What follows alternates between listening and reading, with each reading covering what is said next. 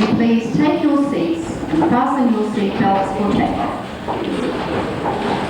Your hostesses for today are Beverly Stubbings, being ably assisted by Colleen Van Hemert, Helen Turner, myself, Anne-Marie Withers, Lynn Kedge, Michelle Rossiter, Dorothy Thomas, Joan Swain, Marlene Fenton, Margot Baker, Libby Watkins, Gillian Nash, Jeanette Lewis, just a few of the committee. Beverly will introduce our guests for today a little later. The emergency procedures are as follows for today. Exit doors lead to the outside garden for the social lounge and gallery area will be served to the right where teas and coffees will be served. Comfort stations to the rear of the aircraft, gents on the ground floor, ladies up the flight stairs. Sandwiches will be served at the refreshment counter a little later. Now please meet our Wings Away President, Beverly Stubbings. Thank you, Beverly.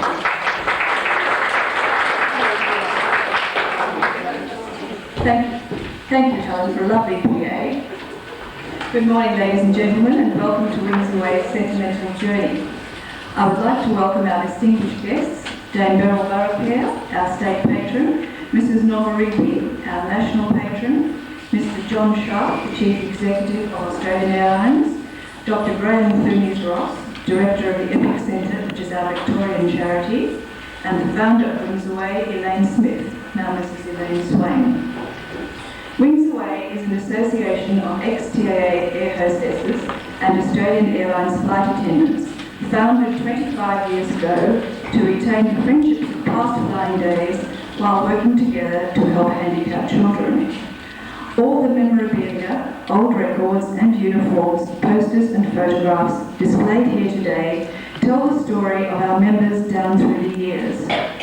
In 1946, when the first air hostesses took to the air, they attended to their passengers with charm and serenity, dispelling apprehension with the smiling service which became known as the friendly way.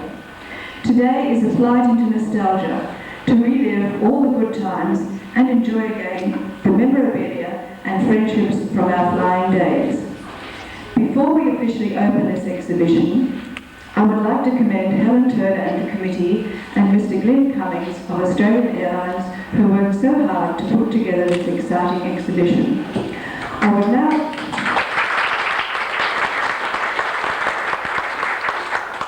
I would now like to introduce the founder of Wings Away, Elaine Swain.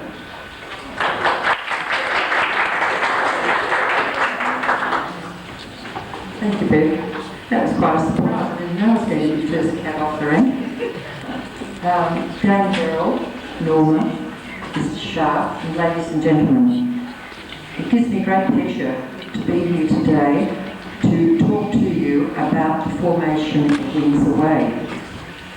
It's a project that I've been closely involved with for the last 25 years, as have many of the members. Many of the members have continued to be active within the organisation for all of those years. Some girls have moved away for a whole variety of reasons, become involved with their children's activities and so on, but then come back to us when it suited them. We've had lots of new members. There are still lots of people out there I know who could be members. So for their benefit, because they haven't been as closely associated with the organisation as many of us have, I thought I'd just recap for you the formation of Wings Away and how it all started 25 years ago. I was a flight hostess myself with TAA from 1949, that's giving away age, isn't it? From 1949 to 1957, when I went overseas and was involved in the aviation world over there. And during that time, I became involved with quite a number of the large American companies, and I became aware of an organisation that the United Airlines and TWA Airline ex-hostesses had formed called Kept Wings. And they had formed this association for the very reasons that we have formed, to retain friendships, to make new ones, and toilet for handicapped children. And I thought it was really a wonderful idea, and I couldn't think of any reason why we couldn't do it just as successfully here in Australia. I came back to Australia in 1963 as the air hostess superintendent, but it took me until 1966 before I called the first meeting of ex-hostesses, and mostly they were people that I'd kept in touch with over the years. And we had that meeting. I can see a lot of faces here who were in fact there. We had it in the old TAA building, 339 Swanston Street, was it? No, 339 or 337, but anyway, in Swanston Street. And about 30 or 40 girls came to that meeting, and I posed the thought to them, and it was received with a great deal of enthusiasm. And right there on the spot, the first committee of Wings Away was formed. It was headed by Mrs. Helen Reid, who was the first hostess superintendent at TAA, and I thought it was very appropriate to encourage her to be the first president of Wings Away. So that was really very good. Meetings were then held in other states. In South Australia in April. This meeting in Melbourne was in May 1966. I went to South Australia in April 66, New South Wales in May 66, and Queensland May 66. Western Australia not until the following year, in March 67. And the same enthusiasm was shown by all of the groups that we managed to get together, and so committees were formed in every state, and Wings Away was born. We were very, very small in numbers initially, and our aim was to help struggling organisations, parent groups particularly, who had formed together to assist one another with their children who had disabilities but that were difficult to identify. For instance, one of the first organisations that was supported in Melbourne was the Victorian Autistic Association. And in those days, autism was a very newly identified illness amongst children. And parents didn't know what to do about it, and nor it seemed did anybody else. So they formed together as a support group to try and help one another to cope with this really awful complaint. As the illness became better known, a great deal of support was given to it, and it's a very large organisation now. So as they started to get this extra support, then the Melbourne group moved on to other organisations who were also struggling. We currently support the EPIC Centre, and that is the education of, what is it, Dr. Clemens Ross? The education program for infants and children, and it's handled by Dr. Clemens Ross. I'm going to leave somebody else to talk about that, but the Melbourne group have supported that for 12 years, and they have seen many, many children move into the regular schools after going through Dr. Clemens Ross's program, and that really is terrific. In Queensland, Wings Away supported the Multiple Handicap Association in Queensland for the first 12 years of their operation. And then they gave assistance to the Children's Leukemia Association for 9 years. In Townsville was a subsidiary branch of Brisbane from 1970 to 1988, and they supported both welfare and education of deaf children and the North Queensland Bush Children's Society.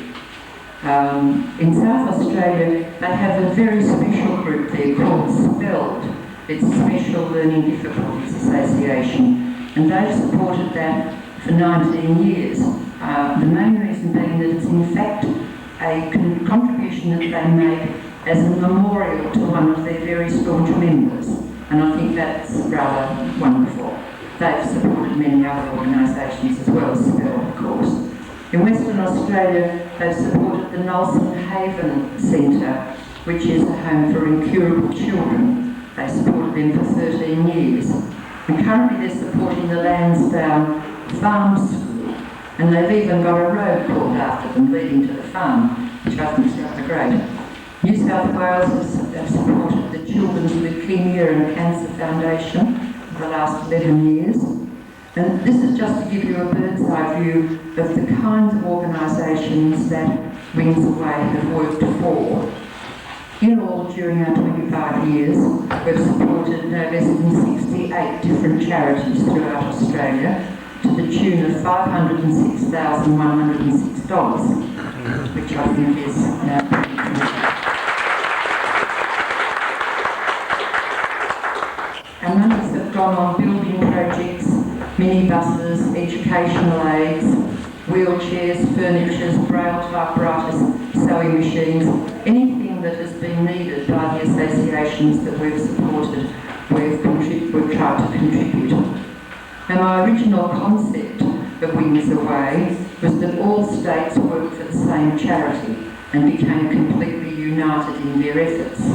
But I quickly realised that it was not an easy thing for any state to work hard to raise money for a charity that existed in another state.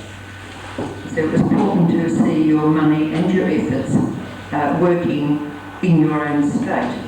However, I kept the thought in the back of my mind, and after 10 years, we finally established a national charity. Norma Rigby will talk more about that later, but it was at our 10th anniversary in Melbourne in 1976 where the first contributions were made to our national charity, and it was to support Norma Rigby to establish the Norma Rigby Library in Canberra. And we felt that was a very appropriate national charity because of its location and because of the fact that it could in fact support all people throughout Australia who, parents for instance, students who were learning about the handling of children with disabilities, and a whole range of different kinds of people who could benefit from this.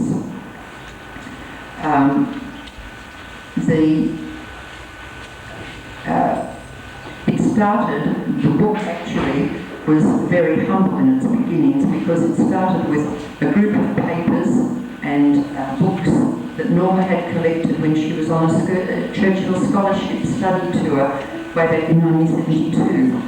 And in addition to that, in 1975 and 1978, she had private visits overseas, during which time she also added to her collection of books.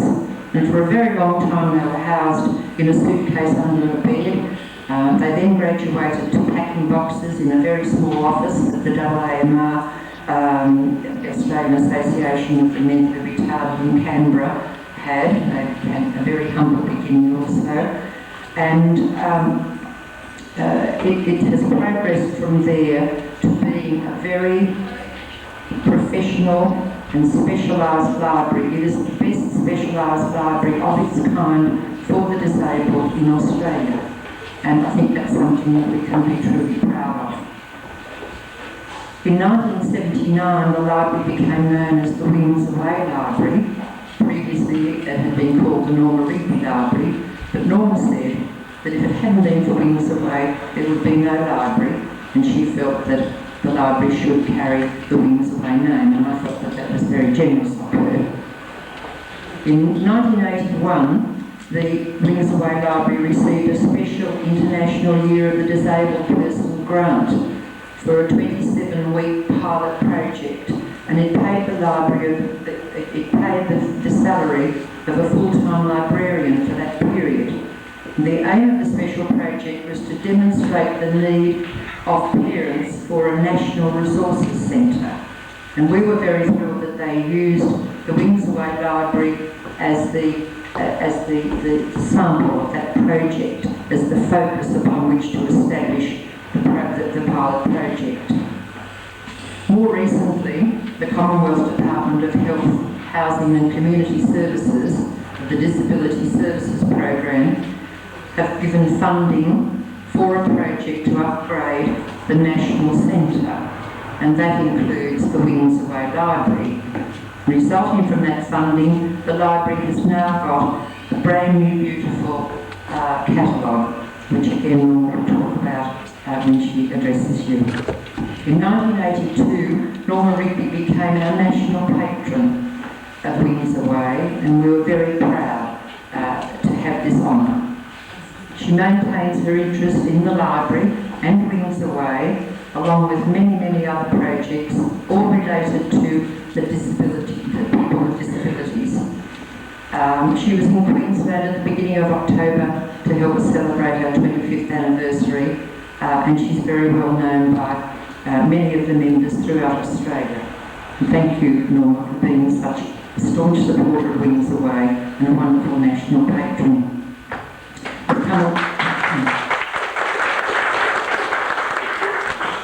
The library has come a long way in its 15 years, and I think the credit for that goes to all of the members throughout Australia who have worked so hard to contribute the funding for it. I think I'm correct in saying that we are the sole supporter of the library, apart from these government grants that I just mentioned. I've been asked to comment on how I envisage our organisation will grow in fellowship for the future. Well, as I see it, it's up to each and every member. I don't really think there is anything that any one person can do to foster this. For any association to be successful, each member must be prepared to contribute by supporting it in every way that they can, by attending functions, being part of the committee, being part of the organisation that's been formed for their benefit. We've survived the first 25 years very successfully, and I have every confidence that the members will see to it that we survive the next 25 years with even more success. As I said earlier, Norma's comment once was that if it hadn't been for Wings Away, there would be no Wings Away library. Well, in my view, without the assistance that Wings Away have had from TAA in the early days and Australian Airlines now, I don't know whether we would have survived, because they have been very, very supportive in so many ways. For instance, throughout Australia at varying times we've used their conference rooms. In 1981 they donated $800 to add to our contributions for when the second South Pacific Regional Conference was held here, and they wanted to be part of that. They've given us many FOC tickets for raffles, not only here in Melbourne but throughout Australia, and also they've provided us with transportation for us to continue to have our biannual President's Conferences, which we hold in a different state each year, and that has been absolutely fantastic too. They printed our Jet Age Fair Cookbook for us, and we made quite a lot of money on that. I don't know where Joan Swinchat is, but Joan was the person who organised this Jet Age Fair Cookbook, and if any of you have one, then it is going to be an antique in the years to come, because Joan says there is no way it will be reprinted. But it really is a fantastic book, and the thing is, nobody would have dared put in a recipe that wasn't 100% perfect, because everybody would have known who had done it. But they printed raffle books for us and invitations. They were really always there when we asked them to do anything. And not to mention the fantastic assistance that they've given to our committee to put on this display for us today, and particularly Mr. Glenn Cummings. I don't know where Glenn is, but he's absent today. oh, what a shame, because I would like to thank him personally. I used to worry him to death about all sorts of displays that I wanted in hostess lounges and goodness knows what, and he was as helpful then as he obviously still is now, and that is wonderful. So thank you. Thank you, TAA, for everything that you have done to support Wings Away in the success that it has had over the 25 years. And thank you to everybody, all of the members, for being so supportive to me in the early stages and now. Thank you.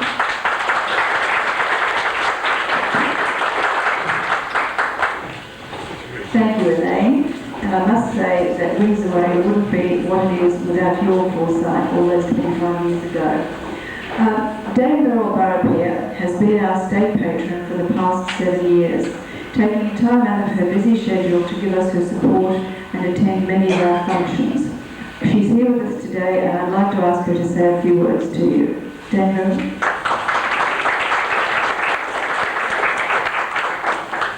Distinguished guests all, I don't think I'll go through all the names again. There are a number of coincidences about my being here and being involved with Windsor Way and with Elaine. The first one, I might say, was in 1980, Neil Jackson was doing a project. That way? That there. Neil Jackson, who was the organiser of the South Pacific Regional Conference on Mental Retardation, persuaded me to chair the conference. I had had nothing to do with this organisation before, and so I said I would chair the conference. He told me I didn't have to do anything to just chair the opening session. I soon found that that was not the case. The position was that the state government had promised them $5,000 and it hadn't come. And as I was an office bearer in the Liberal Party, it was my job to get that money out of the then Premier. Well, knowing that governments always knock you back on what you ask for, well, that was my experience, I asked for $7,000. And we got it. And I well remember the night at that dinner where Elaine gave the cheque for $2,000. So that, I felt, was quite a coincidence to mention today. And another thing that I did, exactly the same reason I was asked to be involved with them, was with the Autistic Children's Parents Group. And again, my job there was to get some money out of the state government for them, which I was able to do, fortunately, that they had a big group, and as well as the fact that they liked Dick Hamer and Dick Hamer was very supportive, this group that was meeting happened to live in his electorate, so that helped tremendously and we got that money. Then I, of course, had no idea I was going to be involved with Windsor Way until one day, it was in June 1984, those two glamorous blondes, and I see one down there and one here, the two Jans, Jan Murphy and Jan Croucher, invited me to lunch. And I don't know whether it was the glasses of champagne we had or what, but I ended up being the Victorian patron of Windsor Way. I think I was somewhat flattered because you're all so young and I'm beginning to get a bit ancient, and I've enjoyed very much being with all these young, glamorous women. And I tell you, I always take great care when I come to your functions to make sure that I'm dressed correctly, because I've got such a lot of competition here with what I see around me. But I think you're a marvellous group, and I think your purposes are excellent. I've read it all, because I think it's very good to raise money for something and still have fun. Now, I remember it was about this time some years ago, Susan, who she then was Susan Peacock, was interviewed on a radio program by somebody who was very anti and said to them, now, you spend so much money on clothes and going to charity functions and so on, and don't you think it'd be better if you just gave the money as a donation? And it ended up in quite a heated argument with Susan pointing out that because people got dressed up and went to functions, that gave a lot of employment for people who made the clothes they wore. They'd be going out anyway, they're doing things socially, they may be just playing cards or going out to lunch, but wasn't it better that they did it for something? And I think that's the very good idea that we should all think about, that we have fun while we raise money, and then it doesn't hurt us nearly as much to be emptying our purses.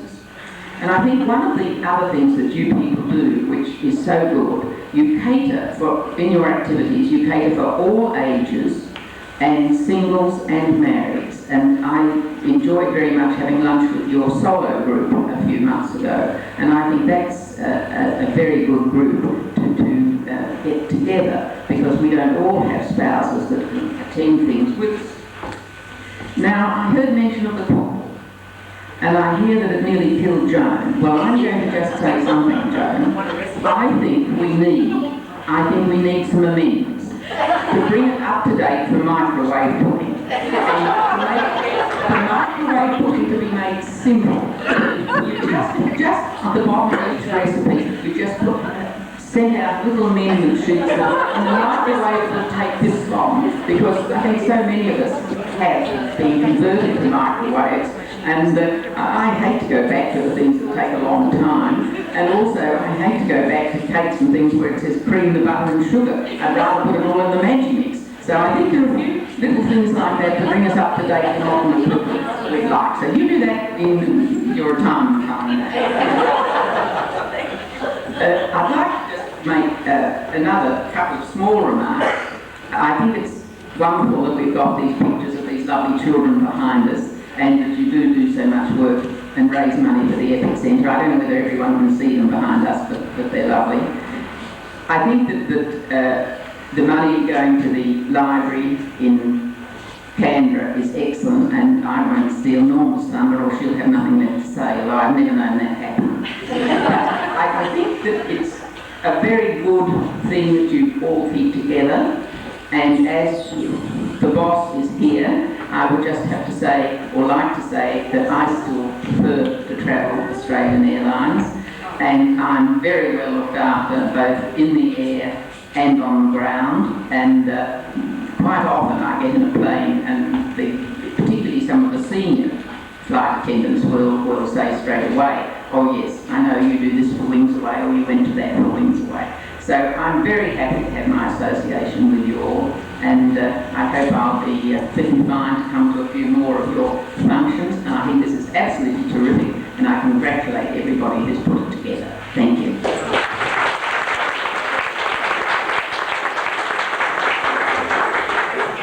Thank you, Ben Bell, and likewise we are delighted to have you as our very charming and hard-working patron. Also, you've rendered Joan speechless. The suggestion to amend our cookbook is probably one of the few things that could do that. Thank you, Ben Bell. Norma Rigby is our national patron. She was on the National Council of Intellectual Disability and has retired and is now a special consultant to them. Now I'd like to get her to say just a few words to you about our national charity.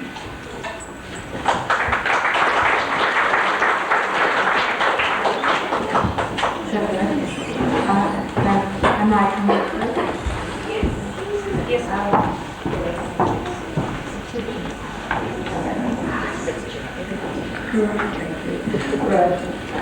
My friend Joan asked to say, I'm terribly here, both all our distinguished guests and to my friends in Wings Away. The question I get asked most of all, when do you fly? Well, this is the sort of flying I only ever. When I went up to Brisbane to the National Conference a couple of weeks ago, I had the experience of my life. The attendants on the flight I was on took me through to the flight deck. And that was a very, very special thing. I really felt then that I was much more a part of Wings Away than I'd ever been before. 15 years ago, I was asked to come and really sell something that was very esoteric as a national charity. Buying books, pretty dull stuff. So I had to capture the imagination of the people who were there at the 10th birthday celebration. And never short on imagination myself. I wanted to talk about the things you can do with books. You don't just read them. What I wanted to do was to put together correspondence courses for families who were in country towns. A mother I remember very clearly on King Island who had access to no services at all. She was told that her child with an intellectual disability could not be accepted into a service on mainland Tasmania until she was 7. And I thought that was a lot of rot. That we could put together an early intervention program for that mother And we could do it by correspondence, by books and so on. And we did. And that child was accepted into school at the age of 5. And I don't know that I've told you great people this before, but I think that is one of the greatest triumphs of what the money from Wings Away has done. And it's coming regularly, over 15 years. It is, as Elaine said, the only regular funding that comes into the library. But because it is so regular, the government sees that it's a real a steady income, a small but steady income. And so recently they gave a grant so that this catalogue could be produced. It's of course called the Wings Away Library Catalogue. It's the core of the information centre, and on its inside page it says the National Council on Intellectual Disability wishes to thank these people for making this catalogue possible. Wings Away Association for its generous support of the library over many years, and the Department of Housing, Health and Community Services and so on. But Wings Away is the key to whatever has been achieved in that library. I keep wanting to retire as national patron, because sometimes I think it's terrible for someone who's never only been a passenger on a train, never worked on a train or anything. But in their generosity, they keep saying, "Oh, please come back." And it's always a great joy to be back. And I do thank you all for asking me.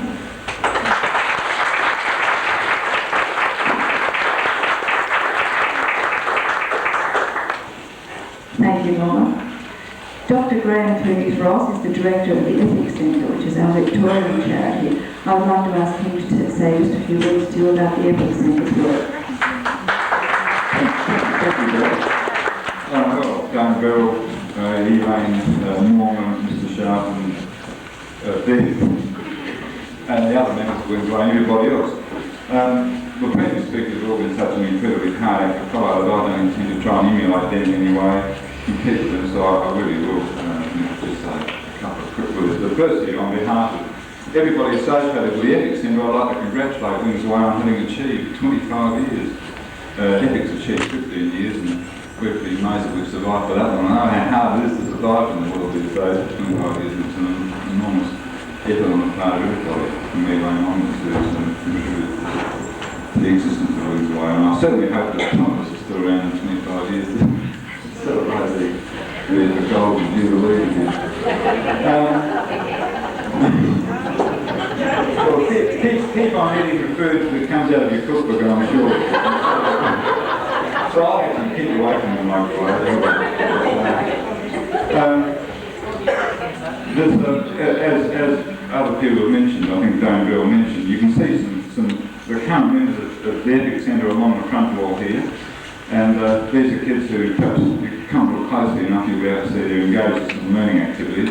EPIC is an early education program for children with intellectual disabilities, mostly children with Down syndrome, which starts off with kids at birth virtually and works with them. We have teachers, physiotherapists and speech therapists who work with the kids each week through until they're around about 5 years of age when they go to school. In between time they also go to kindergarten. And you can see that some of the children here, Shay on the end over there, she's doing looks like some colour matching activities, and Alex is pointing to looks like either a colour or a shape. Sandra's doing some writing, and this little girl Karina, she's selecting some shapes, and Gerard's doing some writing. Tara's very proud of the tower block she's built, and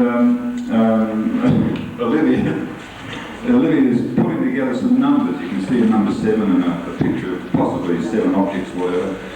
And there's a few small pictures up on the back panel there on the right in the corner, which are shots taken in the playroom of the Ethics Centre, and you'll see some of the Wings Away people that were over who came over for a morning tea, I think, on the occasion that those pictures were taken. There's a few newspaper, yellow newspaper cuttings that Wings Away people were dragged up down too. So, I've probably said just about enough. Loving that. So I'd like to just thank Wings Away enormously for the great support that they've given me to go over 12 years, I think it is now. I've got a terrible count of the dates, but I can clearly remember the day when Laurie Chapman, who's I think now sort of residing by the seaside Adelaide, came over with a couple of other people. I can't remember who actually was. Right. Well, that's right, of course. How could I forget that? They've all disappeared, haven't they? And disappeared, and looks like she disappeared. Oh, hello, thank you. I mean, Wings Away has been an enormous support to it to go over that period of time. I think it's at least 12 years. They've provided us with all sorts of equipment. 13, right. I'm terribly worried about the number 13, you see, I didn't like to laugh at the thunderstorm. No, but you just support us with such an incredible way with all sorts of equipment which we wouldn't have if you hadn't been around. So it's a bit like including the Wings Away loo. I should mention that just as the Wings Away library, there's also a Wings Away loo. There are things which wouldn't exist if it wasn't for Wings Away. And there'll probably be an incredible mess on the floor as well. So thank you all very much indeed.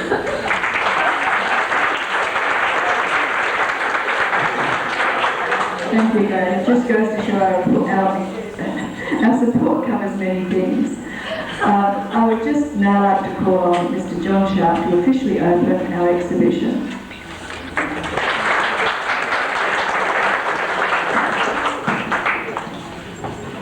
Well, ladies and gentlemen, thank you very much. Dame Beryl, Norma Rigby, Elaine Swain.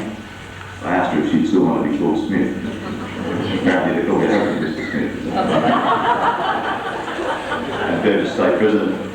Ladies and gentlemen, firstly congratulations on the 25th anniversary, and it's very nice to be part of this sentimental journey on a Sunday morning. When I wake up this morning to the thunder and lightning, I thought it's going to be quite a sentimental journey. But of course, in true Melbourne style, it's come out very fine. I'm very happy to be here with you this morning, and really to commend the work that's been done for the less fortunate over the past 25 years. It illustrates just why Australian Airlines, as an airline, has such a strong reputation for an airline which cares about people. Your organisation proves that service is not just a word to our past and present employees, rather it's a genuine caring philosophy for each of us. And hopefully we take that back with us to our private lives. I think it is just the one area we've continually had a significant advantage over our competitors. It's such an engraved part, if you like, of the TAA and now Australian Airlines culture, that concern about people, which really converts into good service and it converts into what Wings Away is doing today. And of course the thanks of that must go to people such as yourselves, some of you who I believe, who I know, go back to the beginning of TAA back in 1946. It's a tradition that you and others have created, I think, going back to 1946, that we're now, as Australian Airlines, striving to maintain. And from my position, I'd like to thank you all for your contribution going right back through 1946. I mean, a culture that we've built up over that period of time is not something that comes without a tremendous amount of commitment and hard work, and that still exists today. Of course, as now you are committing yourself in what I could only describe as one of the highest profile jobs in the world, and that's the job of either a flight attendant and now taking that through into Wings Away. A very interesting thing in looking at the Melbourne Herald article, when we first started our recruitment process, 50 Australian girls were offered the chance to take up one of the most glamorised jobs in the world before next Christmas. That's the time that we went into that. Now, it's quite a description to talk about a flight attendant's job as a glamorised job, but I think as today, glamorised jobs, I suppose, were very difficult to find in those days. So I just mentioned to someone a little earlier that we're looking at putting on another school of 40 flight attendants, and I think you'll agree with me, we'll be killed in the rush. Now, of course, we're now in an area of what we call equal opportunity, and the job description of air hostess has changed somewhat to flight attendant, because we now have not only very willing young women, but we also have very willing young men who also want to do the work of looking after our customers. Let me now just very quickly turn to the work of Wings Away, which really has, I think, very admirably fulfilled its original charter. one providing an opportunity for former hostesses to renew old acquaintances and make new ones, and obviously that's going to be a very high focus of what we're doing today. And more importantly, I think now to work together to help physically and mentally handicapped children and the research into the causes of these handicaps, and I think that's been very well covered in presentations this morning. You know, through Wings Away, an incalculable number of children have been helped by your kindness. Although it's impossible to define this in monetary terms, I think it's appropriate if I mention the amount that you and others have raised over the total of 68 charities for the past 25 years, and that's $503,676, which is excellent. Congratulations.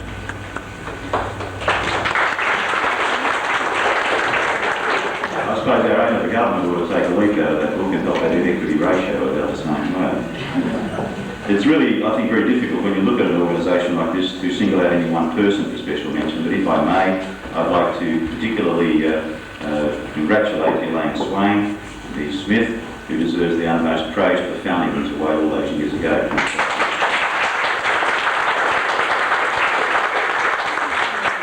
As we said earlier, to keep an organisation together for 25 years with the pressures of today is quite an achievement, and I think with the groups that you've got throughout Australia, you've done this particularly well, and of course we're committed to continuing to help Wings Away in its endeavours, because I think it's a very worthwhile process. I thought what I might do now is just talk a little bit about Australian Airlines, the group, and a little bit of history, and then bringing us back to today. I feel a little bit like a fraud, I have to say, because when I look around this room and I look at the history of TAA and then coming through to Australian Airlines, of course I've only been with the airline myself for just going on 2 years. Sometimes incidentally it feels like 20, but it's just 2 years. We are in a process of enormous change. We're going through the biggest change that our company's gone through in its history. May I say that we're changing forever. We will never ever be the same as we were in the past. If I was to say, and I've talked to some of you today, that one of, I suppose, the blots in our history has been the pilots' dispute in 1988, a very sad and tragic episode, I think, for our airline, and the rebuilding process was a very difficult one, but we're through that process now, and we're well and truly into a deregulated environment. And I think if I can just say that deregulation to us is a very exciting time.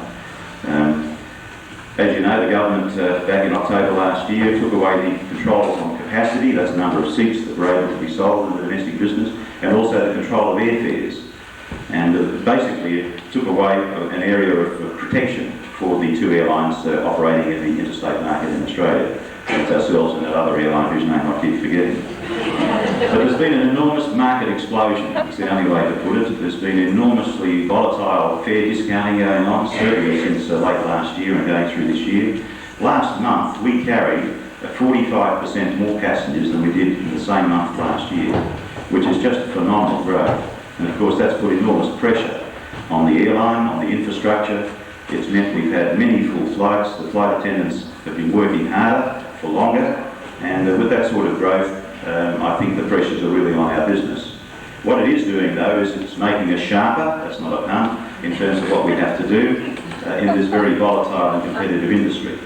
One of the things that I've recognised over the last year or so is that any new starter that comes into our business will be seen as a little bit of a pariah. Brian Gray, I think, has got more press and media coverage in the last year or so than we've had in the last 25 years. But the fact of life is that the airline industry was changed forever when the government took away protection. We're all operating in a competitive market. I'm happy to say to you that Australian Airlines as a business has carried more passengers than any other single airline right through to the September quarter. We're now a major leader in the business market. We now carry 45% of all business traffic. Ansett carries 33%. So we really are jumping well ahead, and I think part of that is due to the commitment of the in-flight service group, particularly the flight attendants. We are the only airline, and I say this unashamedly to you, that made a profit in the last financial year, albeit a small operating profit of just over $6 million, on a turnover of $1.5 billion. I mean, you wouldn't put your money in the bank for that sort of return, but at least we finished up in the black, and our competitors did not, and I think that's important. We continue to focus on service as being the success of our business, and one of the important things that has happened to us in the last year is that we have trimmed the company by 1,200 people since June last year. We've done that relatively quietly.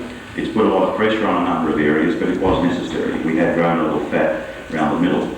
and we couldn't carry that fat around in these times of very, very low yields.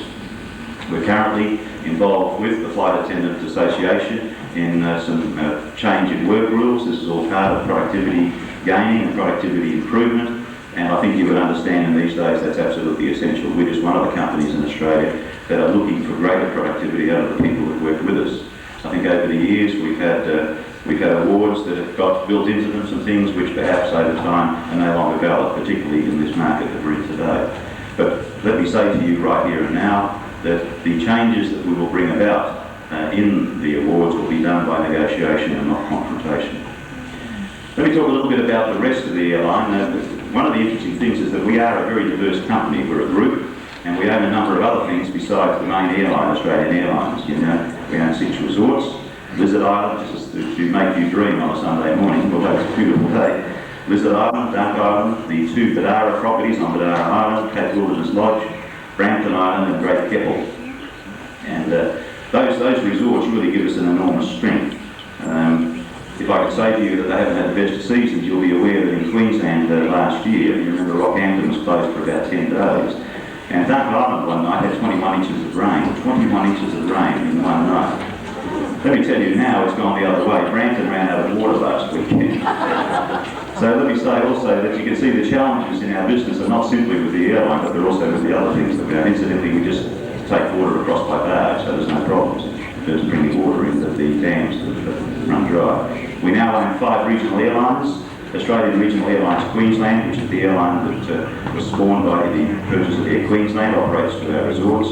2 Sunstate companies, Sunstate Queensland, operating out of Brisbane, and Sunstate in Mildura, which operates on the busiest commuter sector in Australia, between Mildura and Melbourne.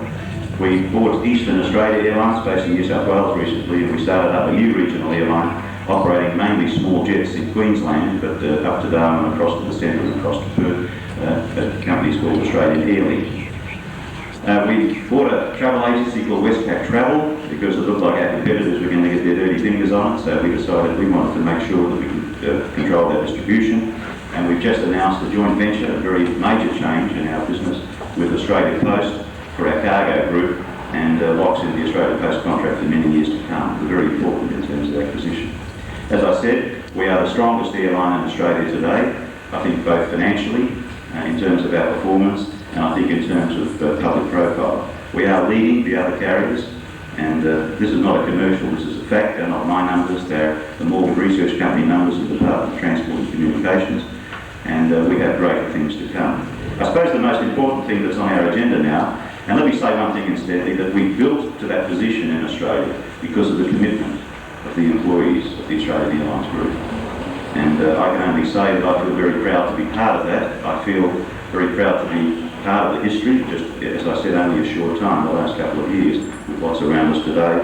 But this company will continue to have an enormous future, and I can assure you that we will continue to support Wings Away all the way through. The last thing I wanted to say to you, and this is a selling message, and that is that we are to be privatised, and the privatisation process is underway. I personally believe that the privatisation process will lead to some element of public float, and when it does, buy, because it's a good buy. Thank you very much.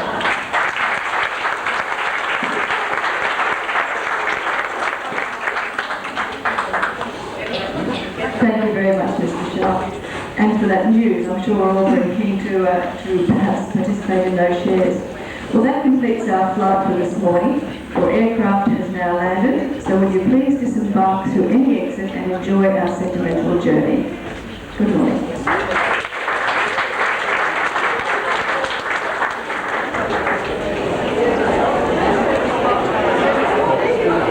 Ladies and gentlemen, there was one thing that I was meant to do at the beginning that I didn't finish off because I got so excited about selling the airline. And that is, I would like to formally now declare today open. There's a book at the front which I hope you will all sign, and I hope you have a very enjoyable day. Thank you very much.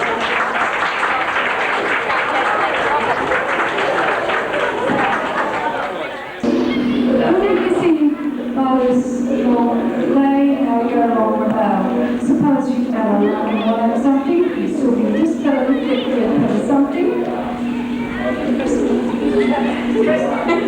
Suppose school in Singapore. He got two bella window, close to long heart. Now, two bella door, left right. Bella door, along poet. Now, suppose this fellow lies, if I got that long sorrow, you must put this fellow something. All the same name belonging, light jacket, on top long head belong you. Put in two bella rock long back side belong me. Now passing long front side, and it long this fellow light jacket. Now time, you put in this or that, you must put in. Now time belong you must put in this fellow, little except all the same tassel, you know can one inside and bows. Suppose when you know what inside, you got in, you know that rock. You yet can winning long mouse belong you. Suppose you put in mouse belong you, just follow something now with wall safe. Impeller must pass you belongs impeller. Now impeller, no can smoke. Taxi. All the other man are ready. Let's see me come up, finish long bow. Impeller must stop long, sit along impeller. Now we tassel long bows, putting long, press bows. Now dory off. Now impeller enough and smoke close to long bows. Now you tell a lot talk, but good day, long, all together, man, I'm ready. Thank you so much.